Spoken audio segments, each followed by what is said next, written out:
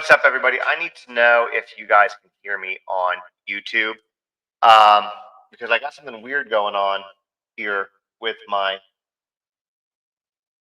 thing. So if somebody's on YouTube, just let me know if you can hear me.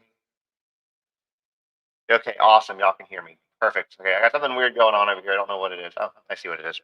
All right, gotta figure it out, guys. I just never want to start it because sometimes I'll start talking on these shows, and you'll be like, "No, you can't hear you." All right. Anyways, that being said, guys, we have a very big reverb. Does we have big reverb? Hang on. Here. Okay, technical difficulties. Oh yeah, we do have it. I hear it. All right, better? There we go. There we go. We fixed it, guys. That fixes it. Sorry. I'm not the only one that had technical difficulties today. So did the trial. Now, real quick, welcome, everyone. Now that that's done, very big day in the Diddy trial. I'm going to go ahead and give you the biggest news right up at the very beginning, and then we're going to get into it. Both prosecution and defense rested their cases today. What does that mean? It means that essentially the trial is over. We're going to have closing arguments that are going to start on Thursday, and we're going to talk about that. But the trial is over. Arguments are done, except for the closing ones. That's it, right? Now, here's what I will tell you. For my people watching this on Insta, YouTube, and Facebook, stay right where you are. You're not going to miss a thing. But for those of y'all on TikTok, do two things for me. One, of course, tap that screen, get that to 4,000 if you can. Or, sorry, 10,000 if you can. It's at 4,000. The other thing is I have a lot of photos today that you guys are going to see. There were some evidence drops, pictures that we hadn't seen, stuff that was from Jane's testimony that the judge originally said that we weren't going to see until after Jane was off the stand. Well, he finally released all of that. We have a brand new video of the raid on one of Diddy's houses, and we're going to show all of that. And if you are on TikTok, you won't be able to see it, so you can jump over to YouTube if you want, which is Just in the Nick of Crime. Same name on here, just so y'all are aware. But if not, you can stay right where you are if you don't care about seeing that. So as you guys know, at the beginning of these things, I like to do this housekeeping kind of stuff. And so there is some information that is brand new. And this is important. It's something that you guys have not heard of. I guarantee it. Most of y'all, at least. But Diddy is facing even more disturbing allegations, and they're not coming out of New York or Los Angeles this time. They're coming out of a very tiny, unexpected place. Want to guess? Well, I'll tell you. Montana. Let me paint this picture for you. You call a phone number. The number, somebody picks up, or it picks up.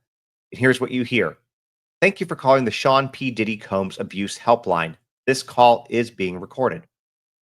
That is the first thing up to 40 people per week still are hearing when they dial a Montana-based call center that has become a hub for Diddy victims. There is a whole call center just for Diddy victims. The center is run by Reciprocity Industries, and the man behind it is CEO Andrew Van Arsdale.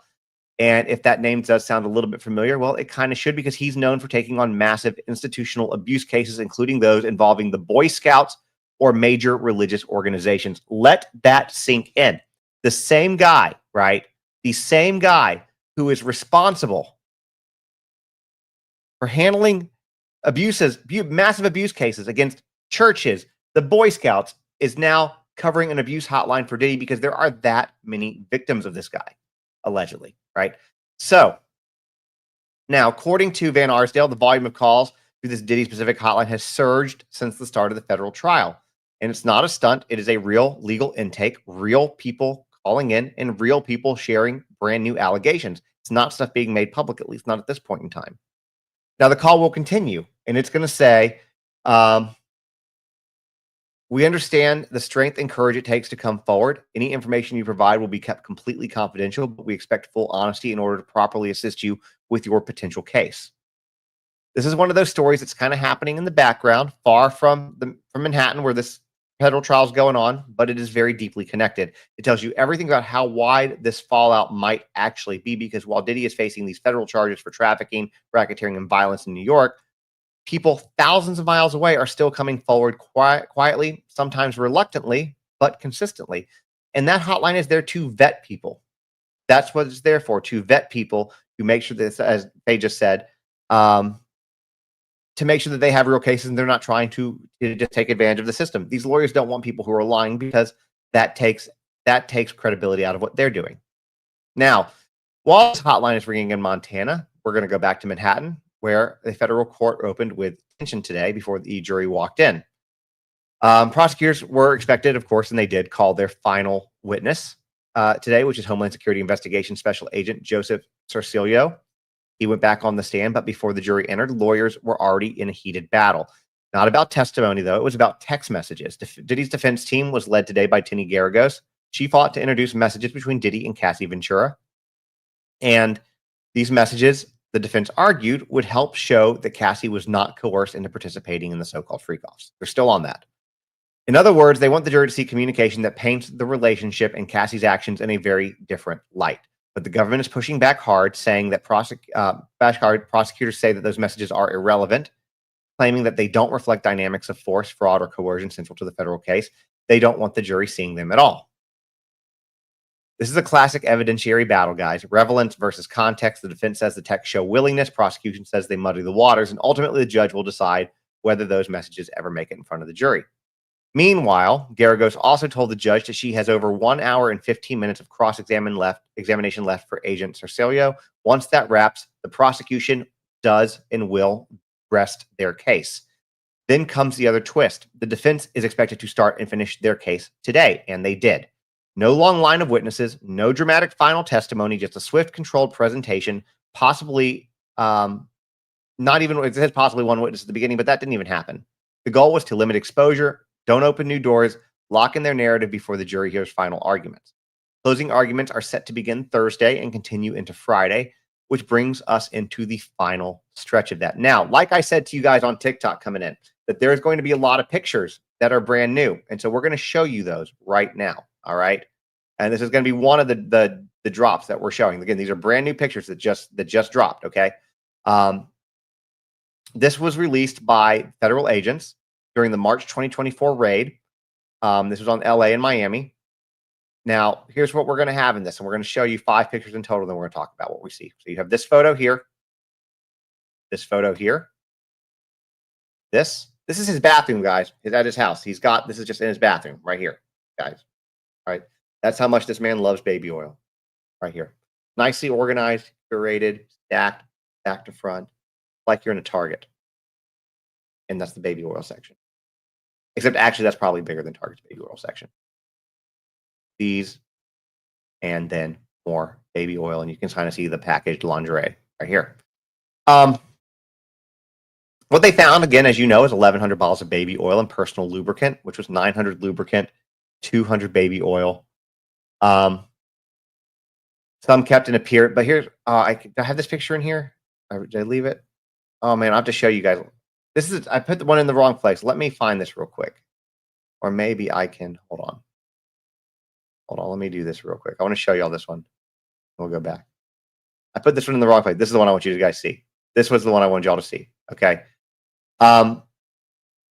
He kept some of this baby oil, guys, is kept in a humidity controlled box. This is a cigar box. He's got a bunch of bottles of baby oil in a cigar box. Somebody says no pictures on TikTok. Exactly. You have to jump over to YouTube if you want to see the pictures. I would love to know y'all's thoughts on this, but that's the case. No, okay, again, real quick for my TikTok folks. You cannot, TikTok is the only one that does not integrate with the software that I use to stream this. So you guys don't get to see pictures. If you want to see them, you got to jump over to YouTube. Somebody said it's not baby oil. It is baby oil. It's been confirmed that it's not laced with anything that would have been part of the trial if it was, but kept in there. So that being said, let's move back to where we were talking about. We'll show that picture again in a little bit, but this is kind of where we left it here. And let's talk about what all was there. So around 1,100 bottles of baby oil, like I said, 900 lubricant, 200 baby oil, 1,100 bottles of baby oil total. Some kept in what appears to be humidity-controlled storage cases like humidors for cigars. There was a vast arsenal of firearms, as you saw, including 3 AR-15 style rifles with defaced serial numbers, shotguns, ammunition, and broken down parts stored in closets. A stash of narcotics, including ketamine, MDMA, coke, syringes, IV fluids, condoms, sex toys, lingerie, stiletto heels, and even a rubber duck. All of what prosecutors say were part of supplies for freak-offs. These images were presented in court across hundreds of photos, giving jurors kind of a stark look at his personal life, what they took from the house. And one that prosecutors say these photos are key evidence in a decade-long criminal enterprise involving voyeuristic marathons coerce participants, and film performances. Now, the other thing that I want to share, and I will again say for my TikTok folks, you will not be able to hear this if you're not watching, if you're not on YouTube, but we're going to show a video. This was newly dropped video of the raids on the house. So let's get this in here real quick for you. In fact, I'm going to give you guys full screen on that, and you guys can go ahead and watch that now. Discover the All right, we're gonna perfect have to balance add- for Life Bridge Academy. Fun and learning for your child. Peace of mind for you. There we go. So this is, you can see them rolling up. You can see how many people are in the background. Take a look at that. I mean, this is like military style raid right here.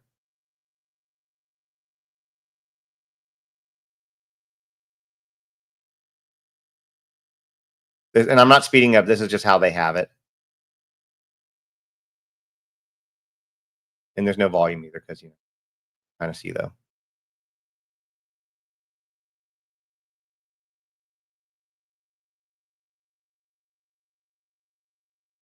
Again, some of this is brand new. And if you are on TikTok, again, you can jump over to YouTube to see this. And if you're coming in late to see any of this, you can always go to the Sean Diddy Combs playlist and watch it there and rewind.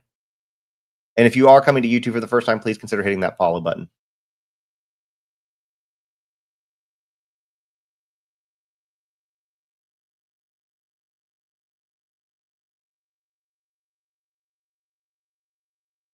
Again, this is new footage. I mean, some of this we've seen before, but some of it is new. All right, so that was kind of it. That's what we have right there. So lots of stuff, guys. Lots of stuff. Let me get myself bigger again. There we go. Now, let's keep going, right? So, there we go. Sorry. Noise coming in from the background there. Now listen.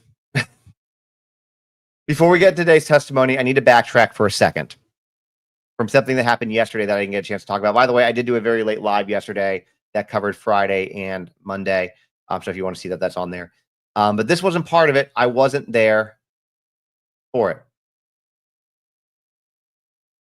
But we're going to backtrack because I didn't know it was there. This is too cringe not to bring up now. So during yesterday's courtroom evidence, jurors were shown a text exchange between Diddy and one of his accusers, Jane. If you ever need an example of how not to sext, this is going to be it. All right, guys. This exchange was dated November 7th, 2021, and it started out innocently enough. Diddy said, "Hey, baby, how are you?" "Hey, cutie, I'm good. How's your Sunday?" "Pretty good. Just got back from cooking brunch." So far, pretty normal, right? So normal. But then it takes a hard left. Diddy apparently censored some type of explicit image. We didn't see that in court, or they didn't see that in court. I'm not there. But clearly she described through her responses, she texts back, "Sheesh, you need to come with a warning sign on that," with like a shocked face and then the two monkeys with the eyes over their heads. "How's the brunch? LOL, these pics." And that's when Diddy delivers what might go down as the most kind of hilarious and embarrassing quote of this entire trial. He said to her, "I'm serving orgasms and foodgasms." Yep, that was his line, guys. Orgasms and foodgasms. And Jane, to her credit, responds with a laughy emoji and the very appropriate, "That's definitely the first time I've heard that." But the courtroom reaction wasn't described in detail, but I can almost guarantee at least one juror probably was having trouble keeping a straight face for that line, because when you're on trial for trafficking and violent assault, bragging about orgasms and foodgasms in a text isn't exactly a win. But more importantly, this exchange wasn't just cringe. It was entered into evidence by the prosecution to help establish the sexual dynamics between Diddy and Jane. And while it doesn't contain explicit threats or violence, it is being used to show the kind of appropriate or inappropriate power-laced communication and that allegedly underscored many of Diddy's relationships with his accusers. So yeah, it's awkward, it's laughable, but it also serves a darker legal purpose in this trial. After all that, the hotline in Montana, the orgasm and foodgasm text court finally resumed this morning, with the defense continuing their cross-examination of the government's final witness, who is, again, HSI Special Agent Joseph Cerciello. Now, that being said, where's my thing? There we go. That being said, Garagos picked up right where she left off, stepping in to finish what she said would be just over an hour of questioning. But just as the defense was about to roll out video clips for the jury, courtroom hit a delay. A female juror raised her hand and said her headphones were dead. And the defense said they needed a minute as well. So apparently their headphones were out of battery. At that point, the judge said to everybody, take a look at your device. If you press a button, you should see a battery meter. If you have no battery, raise your hand and we'll charge it. No one else raised their hand but that one juror. And the defense. The defense couldn't hear it either. It was an awkward, low-energy stall at a crucial moment. I mean, it wasn't like them trying to stall. It wasn't their fault. Everyone's waiting to see what Cerciello's cross is going to uncover, but instead they're checking battery levels. The whole courtroom was just kind of on a pause. But once that glitch was cleared, things moved forward. Garagos is in the middle of trying to pick apart the credibility of the investigation, and Cerciello is the last face the jury will associate with the government's case. So with him on the stand, the defense shifted their attack, pulling the spotlight back onto Jane, who was one of the prosecution's key witnesses, who's also been at the center of some pretty graphic allegations, right? What they showed the jury was a series of private text messages that the defense says don't match the story Jane told under oath. They're not subtle, they're personal, explicit, and clearly designed to make the jury question whether Jane was being trafficked or participated willingly. Let me change my pictures again for y'all. There we go. I put this one up here. This sketch, y'all. This is going to probably end up in like a post on TikTok and Instagram, but just this particular, this was from yesterday, but I just had to work it into today, which says, "Hey KK, I need more oil, more baby oil." Always with the baby oil guy. Nevertheless, Tanya Garagos introduced a text message chain between Jane and an entertainer known as Sly, dated December of 21. Jane wrote that she was thinking about one of their hotel nights and asked, "Send me something." She then followed up by asking Sly if Sly could come fly out to see her that night or the next day. When he said he was busy with Christmas prep and family obligations, she pushed again, suggesting he could just make it a day trip. Now, this matters because Jane previously testified that she only ever initiated messages like this under Diddy's instruction. He directed her to send flirty or explicit messages to other men as part of his freak-off setup. But these texts appear to show her taking initiative on her own, and that's what the defense wants the jury to see. Next up, Garagos presents another exchange, this one between Jane and a male escort named Cabral. K-A-B-R-A-L-E. Cabral, I think is how you pronounce it. Who she said participated in multiple freak-offs. The messages were from New Year's Eve, December 31st, 2021. He texted, "Happy New Year, love. I'm cooking for my family." Jane said, "You want to come tomorrow morning?" He said, "I'm definitely down for that." And it didn't stop there. "Are you free to travel today? Would love to have you. Here's your flight info. I'll have hotel info to you after." He responded, "Excited to see you as well, love," with two smiley faces with like kissy hearts. Garagos told the court that this was just a sample of the messages between Jane and Cabral, and that the prosecution's summary chart left out the warm, affectionate tone of these texts. The implication here is that they weren't just cold, coerced encounters, that they were voluntary, emotional, even flirty at times.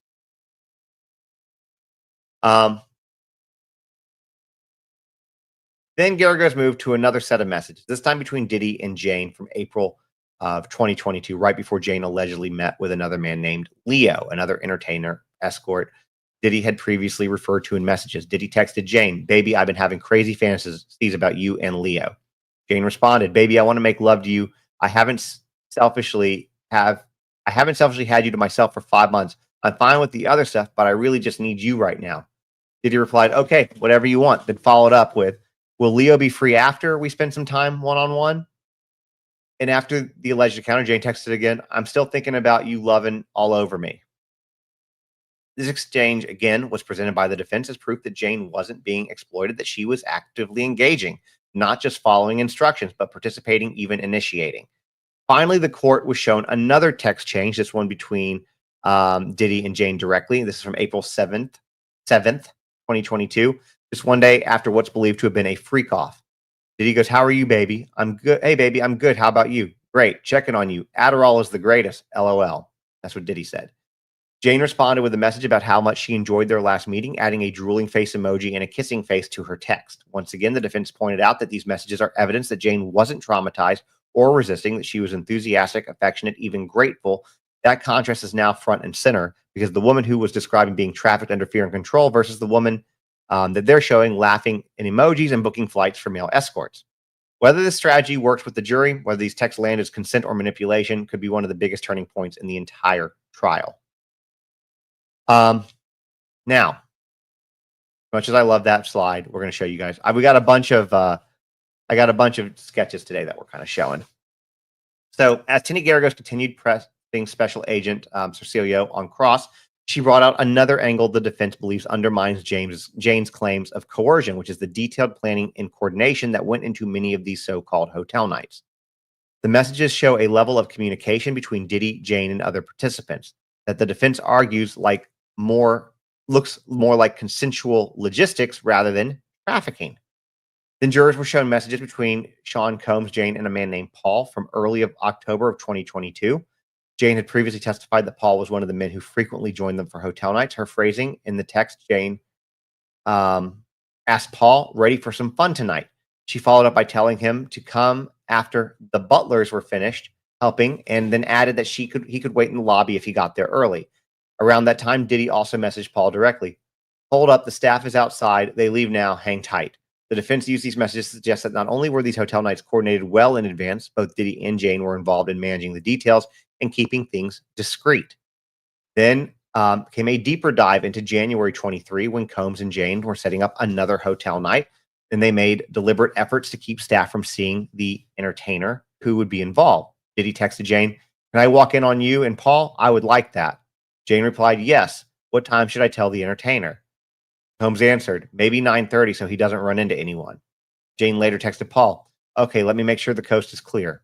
Garagos also presented messages from April of 23 where Jane warned another entertainer to give it a beat for security, and then followed up with, "He's still making sure everyone's gone outside." The defense clearly wants jurors to see that this is orchestration, not exploitation, arguing that Jane played an active role in controlling the timing, location, and visibility of these events. In a separate message chain from later in April 23, Diddy tells Jane, "I can't have KK now. No, I can't have KK no. Damn." For those of y'all who don't know by now, KK refers to Christina Coram, Diddy's former chief of staff. Jane confirmed that she found a location and had picked up new outfits. And when Diddy asked if she was in the mood, she replied, "Yes." He followed up with, "Did you get pill? Hit me when coast clear." Jane replied, "Joey is gone and Italian is pulling up." The next day, Jane sent explicit messages back to Combs and told him, "I love you loving on me and me you."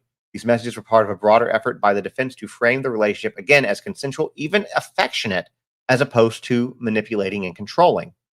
The defense then turned to messages from May of 23 showing Jane once again coordinating directly with both Diddy and an entertainer.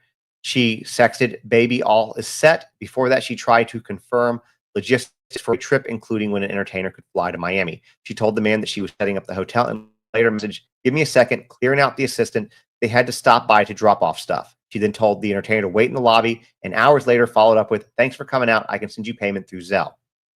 The final note, the mention of the payment of Zelle wasn't missed. It ties directly into the prosecution's claim that these hotel nights were commercial in nature, crossing the legal threshold of trafficking, but the defense is using it to argue Jane was the one handling payment, not Combs. That she wasn't being trafficked, she was managing it. The jury now has a flood of text to digest, full of coordination, secrecy, and coded references. What is clear, though, is that the defense is banking on these messages to plant serious doubt about Jane's version of events. Now, whether or not it works comes down to how the jury sees control, consent, and credibility. Now, real quick, I'm going to pause for this and make an announcement. For my TikTok friends, TikTok loves to give us warnings and violations. So we've gotten a couple through this live. So I'm going to take this live down and we're going to restart it so we can continue this on. So I'll be right back. And in the meantime, what I will refer to everybody, if you are coming in late on this, please make sure to go check out it on YouTube in the Sean Diddy Combs playlist, because you can go back from the very beginning for any that you miss. Now, real quick for our TikTok friends, we're going to come right back on them. Give me guys a second on that, and we're going to continue on with this. You got to love how TikTok is a pain in the ass. It doesn't work right with any of this stuff. It's just, it is what it is. I think I can set this up with 18 plus, and then that way that might help some of it. There we go. So we're just going to do that. So that's what defense is trying to do, right? Then the defense continued hammering at the government's narrative. Tinny Garagos brought jury through more messages exchanged between Sean Combs and Jane, showing an ongoing partnership, flirtation, and increasing effort to manage secrecy, logistics, and image control. These texts spanned from May of 2023 to early 2024, and the content was as explicit as it was strategic. It reveals a side of the relationship that the defense says contradicts any claim of coercion or trafficking. In one particularly eyebrow-raising exchange from May 15th and 16th of 23, Jane messages Diddy seemingly frustrated that a freak-off wasn't recorded. "We didn't film. You forgot it. You promised you wouldn't forget." Now, that line, guys, it stands out, especially because Jane previously testified that Diddy once threatened to release videos of her sleeping with other men if she didn't accept a $150,000 payout. The defense is using this to argue that Jane wanted these encounters filmed, not only knew it was happening, but expected it and was disappointed when it didn't happen. That's what defense is trying to show. This one text hits at the heart of the prosecution's claim that Jane was coerced into being filmed and later blackmailed with that footage. Then came a series of August 2023 texts showing where Diddy and Jane discussed onboarding a new male participant and making sure he signed a non-disclosure agreement. "What do you think of the new guy?" Diddy asks Jane. "He seems cool, babe. Hopefully he doesn't know anybody we know, LOL." Jane followed up saying that she'd make sure he signed the paperwork, referring, of course, to the NDAs. Tinny Garagos emphasized that this wasn't just about sex. It was a business. They were protecting Diddy's brand, controlling the narrative, locking down secrecy. It's still unclear from the text whether the NDA was ever signed or if the entertainer was actually used in a freak-off, but the intent to manage legal exposure was crystal clear. Now, that being said, we're going to move into late September of 2023, where Garagos reviewed messages where Jane and Combs discussed flying out Sly. Again, a frequent entertainer that comes up. Saying, here's what she said. She texted Diddy, "I love being kinky for you. I love driving you wild." She mentioned needing to go to the freak store for new outfits and complained that she hadn't had her nails done and was looking pale. Diddy replied, I fucking love it." The next day, Jane texted Sly, "Tonight was amazing as per usual." Again, these messages are clearly meant to establish that Jane was actively arranging and enjoying these encounters, not passively enduring them under duress. Then, in a flashback to last week's evidence, the jury was reminded of text messages from February 19th, 2024 between KK and the assistant Brendan Paul. Courtroom asked, "Wild King mode active or Gucci bag active?" Paul replied, "In between the two." Paul had previously testified that these were code words for freak-off intensity and that this exchange referred to a Wild King night at Jane's home, one that he helped set up. But here's the twist. That event wasn't included on the government's official summary chart, and Agent Cerciello admitted he didn't review messages between Combs, Jane's, or a third party for that date. Garagos leaned into this as a credibility hit, arguing that even with a full investigation, Homeland Security still missed a documented freak-off right under their noses, basically trying to poke holes in the credibility of HSI. Now, in further text, Courtroom asked if they were just chilling at Jane's, and Paul confirmed that they were. Now, to close out this timeline, Garagos brought up flight records from May of 2024, just days before Diddy released the now infamous Instagram apology video, filmed in response to the release of the surveillance footage showing him attacking Cassie at the Intercontinental. According to the records, Jane flew from LA to Miami just before that video dropped. Agent Cerciello confirmed under oath that there was no evidence of a third-party entertainer being involved during that Miami trip. Again, something that wasn't noted in the prosecution summary chart. The final detail isn't just about travel, it's about presence, loyalty, and appearance. The defense is trying to show that even after all the alleged trauma, Jane was still with Combs, still flying to him, still engaging with him, even as his empire was beginning to crack. Now, remember I talked to you guys about photos earlier on. This is for TikTok, because every time I do this, TikTok says, I can't see the photos. So we're going to show you some photos. Okay. Warning, guys. Should have warned y'all before I popped that one up. If you want to see them, again, jump over to Instagram. So you guys might remember weeks ago, jurors were shown explicit evidence during Jane's testimony, but the public wasn't allowed to see it until she finished testifying, right? Well, Judge Subramanian just lifted the restriction, and now we're seeing exactly what the jury saw when Jane and Sean Combs used massages to help recover after freak-offs, as well as a few other things. And I'm just going to say it. These pictures are definitely something. So, yeah, we've got the photos. Now, this picture right here is one of the most talked about shots. It's Diddy laying on his back, leg held up in the air, getting a massage from a woman while shipping champagne, although you can't see the champagne in this particular photo, but that's what's going on. And then, so I misread. Commas are important. This is him with the leg up in the air getting a response. Then you had this one, shipping champagne while on an exercise bike. There we go. Sorry, commas help, guys. Then, so this is him getting his exercises after recovering from a freak off. The other one's getting his massage, right leg up in the air. Then you have this. This is a little racy, guys. I'm sorry. We're all adults here, though. Okay. This one shows stiletto heels, skimpy lingerie lined up on the floor, not worn, like displayed. Others show unopened packs of lingerie, personal lubricant, baby oil, and even a whip. We don't have all of those pictures. Okay.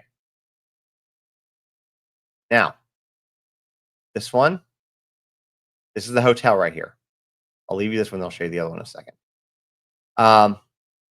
These are two separate photos. Show a hotel room decked out with heart-shaped red balloons and rose petals laid out across the bed, spelling the word love. Now, if that sounds familiar, it's because it's the exact setup Jane testified about, where Diddy would allegedly line up women, pass out Molly and Coca-Cola, and orchestrate these freak-off nights like a twisted producer, right?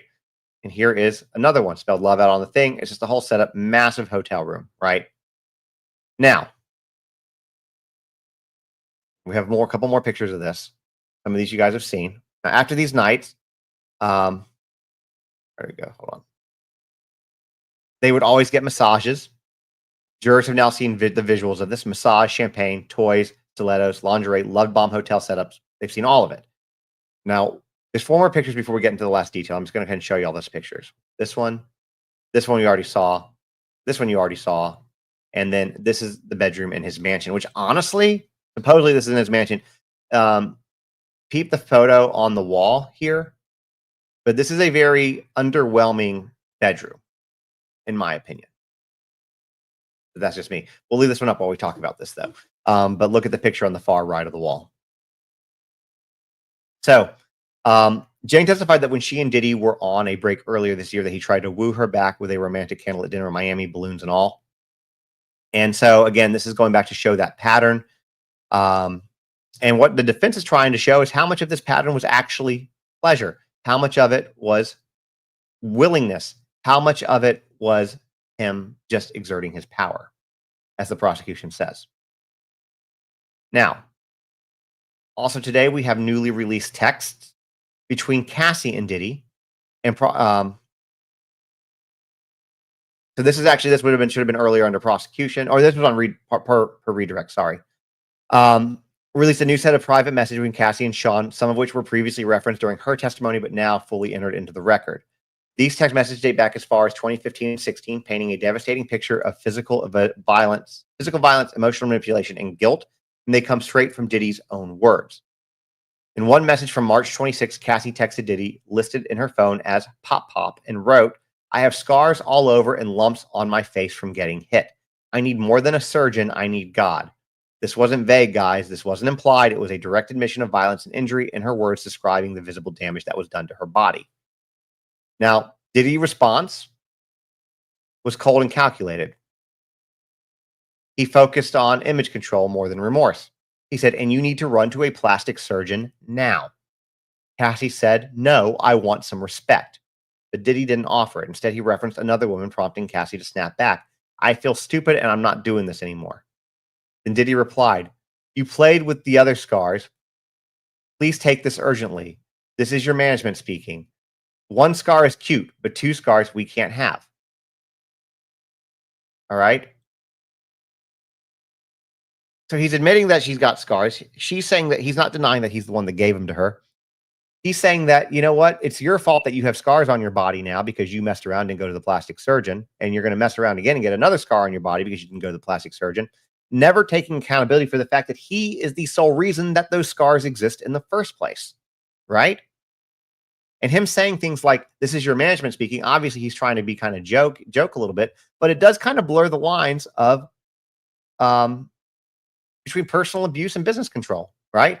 Because he wasn't just her boyfriend, he was also branding her, controlling her image, and minimizing the trauma as a PR liability. So it's both. Then, in another message dated December of 2015, Cassie took things even deeper, confronting Diddy over the freak-offs and the way he used threats to control her. And here's what she wrote. "Oh, And you know what's sick and disgusting shit I was reminded of the other day? You forcing me to tell my mom about redacted, of whoever that was, or you were going to leak some FO shit. Disgusting, right? My mom remembers that. She also got shit on you. So reevaluate what you say and do and ask yourself, if this was being said done to Chance, Jesse, or Delilah, those are his daughters, how would it make you feel? If what you're doing to me was happening to your daughters, how would this make you feel? She was forcing him to imagine his own kids being forced into the kind of humiliating situations that she had to endure, to look at what he had done through the eyes of a father. His response was disjointed and emotionally scrambled. He replied, "I'm sorry, for real. Damn, I'm really sorry. I really didn't know y'all felt that way about me, but I feel you. Sorry, I love you forever." Again, this is not him denying it. He was out. This was all outrage. It was admission, softened by a half-hearted apologies and emotional confession. And now his exact text are officially entered as evidence. The jury has more than just testimony. They have his own words, his own acknowledgement of scars, abuse, and threats. Now, the defense is going to try to poke holes in witness credibility or timelines, right? That's what they do. But this is raw and in writing, and this could actually stick. Then, if you guys remember, more freak off videos began to be played. Okay? Remember, we had that episode earlier where they couldn't get the headphones work. There were 6 minutes of explicit video footage for the jury that was played. Clips captured during freak-off encounters. The videos, according to the timestamps, were recorded between July 31st and August 1st, 2024, with a final video from December 17th, 2021, that was going to be following that one before Geragos wrapped up her examination. In these clips, jurors saw Jane engaged in activity with a male escort, reportedly arranged and filmed by Combs. The defense also introduced sex between Jane Combs and his former personal trainer, Paul, who was also a paid escort, blurring the lines, guys, who Jane testified earlier took part in the freak-offs. And these were not, guys, sanitized summaries. The jury saw the raw exchange, unedited, uncensored, full-blown sexual content as the evidence. As the videos played, Diddy watched intently as well. Observers in court saw him leaning over in his chair, almost standing up at one point to get a better view of the screen in front of him. Afterward, he began writing notes as the last clips wrapped up. And while the videos played through the jurors' headsets, the judge became concerned, telling the courtroom deputy to mute the microphone out of fear that the audio might be leaking into the courtroom via headphone feeds. The jury was shown, again, 6 distinct clips taken from 2 videos, totaling just over 6 minutes. Now, alongside that explicit footage, Geragos turned to financial documentation and began undermining the prosecution's summary chart. She presented records from September and November of 23 showing that Sean Combs personally paid his travel management company for flights and hotels used by Jane and various male entertainers around the time of scheduled hotel nights. Geragos pressed Agent Cerciello directly. "You didn't write that Mr. Combs personally paid for these." And he admitted he had not. Instead, the summary chart presented by the government lists a travel manager as the payer, not Combs himself. The implications from the defense is that the government's materials are omitting key details, like the fact that he was directly funding these trips, not delegating them to a company. I think that it's just semantics at that point, but that's just me, and it doesn't matter what I think because I'm not on the jury. Now, by the time the final freak-off video played, the one from December 17th of 21, the tension in the courtroom began to be palpable. Observers noted that Diddy appeared highly focused, nearly standing, eyes locked on the screen, really trying to crash down on the prosecution's narrative, playing out in high definition as the defendant took notes and watched himself implicated on camera. After all the video evidence, the cross-examination of Special Agent Cerciello officially wrapped. The prosecution then conducted their brief redirect, which we talked about one of those things, asking a few final questions to solidify their case before resting. At approximately during the early afternoon, the judge announced that the government had completed its case in chief. Prosecution rests their case, guys. The jury was dismissed for a lunch break with the expectation that the defense would begin and potentially finish the case this afternoon. And that's where they left it at lunch. Now, I'll pause here for a minute to let you guys know that if you are coming in late and you missed some of this and you want to see this, this is saved on YouTube under the Sean Diddy Combs playlist. You can always go watch it there. But if you are new to here, whether you're watching on Insta, Facebook, TikTok, or YouTube, please hit that follow/subscribe button. That's free. It's something that you can do that really helps me out. Now, let's get into after lunch. That's not supposed to be there. I'm just going to leave this one up. While the jury stepped out for a long midday break, the defense team did make a bold move, though. You guys are going to like this or not like this, but it's interesting. It's a Hail Mary, right? While the jury's out doing their midday break, doing lunch, defense approaches the judge and says, please, you need to acquit him on all accounts before this case even reaches a jury. This came from a lot of people have been asking about. They asked about it a lot yesterday, which is a Rule 29 motion. And here is what that means. Rule 29 is a standard move in any criminal trial. It allows the defense to ask the judge to throw the case completely out, arguing that no reasonable jury could convict based on the evidence presented. It's a legal way of basically saying, even if you believe every word the prosecution says, they still didn't prove the crime. Right? It almost never works. Judges almost always deny Rule 29 motions, but they matter because they preserve issues for appeal and give the defense a chance to put their arguments on record without a jury watching. And that's exactly what defense did today, going count by count to explain why she believes the prosecution failed to prove their case. So let's talk about what some of those arguments are. Okay. Alexandra Shapiro began with count 1, the racketeering conspiracy. She told Judge Subramanian, there's at best thin proof that any of the other employees willingly participated in crimes with and for Mr. Combs. She conceded that a few assistants might have obtained small amounts of substances for personal use, but said that that doesn't amount to racketeering. In fact, she argued Combs went out of his way to hide his activities from staff. Shapiro also pointed out that the prosecution's own evidence, including texts between Jane and Diddy, where they arranged free calls on their own, kept entertainers away from staff, and booked travel without involving Combs' employees, saying, quote, he concealed the nature of his activity from employees. Then we get into the idea of Christina Courtroom, KK, Diddy's former assistant and chief of staff, that was saying that she was involved in the conspiracy. Alexandra Shapiro argued that there's no evidence that Courtroom knew about or facilitated coercion of Combs' girlfriends and no proof she helped commit crimes, except possibly helping obtain substances, again, for personal use. She also noted that prosecutors claim the conspiracy started in 2024, but Courtroom didn't become actively involved in Combs' life until around 2016. And in what could become a key point of appeal, Shapiro and Diddy lied to Courtroom in messages shown during trial. It's a strange move if Courtroom was supposed to be his co-conspirator. That was the argument. That's not the way co-conspirators act with each other. Then they talked about Cassie Ventura, tackling the trafficking charges related to her, which obviously, as you all know, is a centerpiece to the government's case, right? Combs was regrettably violent towards her at times, she said, but she made a sharp legal distinction. Domestic violence is not trafficking. Shapiro said that there was no proof Combs knowingly coerced Ventura into commercial acts. She emphasized that the jury saw no messages showing Ventura objecting to the free costs. She said that any reasonable person, including Combs, would have believed Ventura was a willing participant. When Combs became violent during those events, she left. So Shapiro argued that Cassie was not forced to stay and that leaving on her own undermines the core of the coercion claim. Then, as she wraps up, she tells the judge, the government has failed to meet its burden on counts 1 through 5. She's asking Judge Subramanian to rule that Diddy cannot be convicted and to dismiss the charges outright. But Subramanian said he would reserve judgment, meaning he won't make a decision right now. The case will move forward and the jury will still hear from the defense. Now, that began this afternoon, and based on earlier statements, the defense planned to keep things short and focused and wrapped up by the end of the day, with closing arguments still scheduled for Thursday and Friday. Now, then Diddy speaks, right?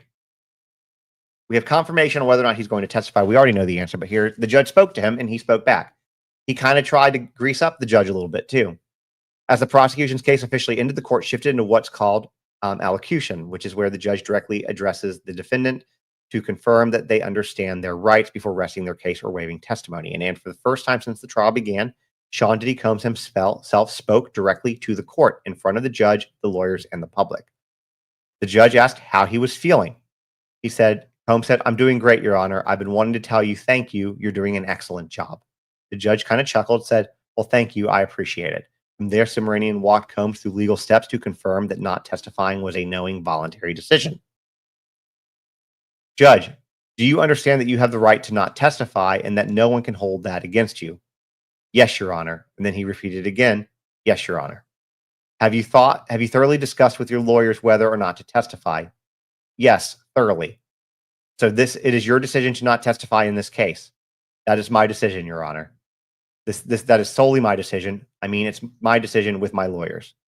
You understand it's ultimately your call. Yes, my decision. I'm making it. And with that, it is official that Diddy will not be taking the stand in his own defense, which is actually a very smart move on his part. From there, court took another 15-minute break. Defense said that after that break, they would begin presenting their case, and it will be brief. And I'll tell you how brief it was. The defense took 10 minutes to present their case. Now, bear in mind, everything that we have heard up to this point is the prosecution, the government, presenting their case. The way that this works is the prosecution presents their case, right? They do direct for each of these witnesses. Defense comes in and cross-examines.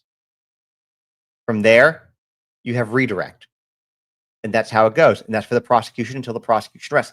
Then it becomes defense's turn to call witnesses. And it's the defense's turn to do evidence. So defense would be the ones doing direct. Prosecution would be doing would be doing cross. And then redirect would again be done by defense.